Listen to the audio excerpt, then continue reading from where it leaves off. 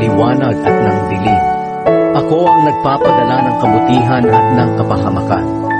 Ako ang Panginoon na gumawa ng lahat ng ito. Magbibigay ako ng tagumpay na parang ulan. Matatanggap ito ng mga tao sa mundo at kakalat ang kaligtasan at tagumpay na parang tanim na tumutubo. Ako ang Panginoong gumawa nito. Nakakaawa ang taong nakikipagtalo sa Diyos